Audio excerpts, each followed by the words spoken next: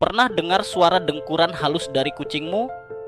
Itu disebut purring dan biasanya jadi tanda mereka bahagia. Tapi, kenapa kucing mendengkur?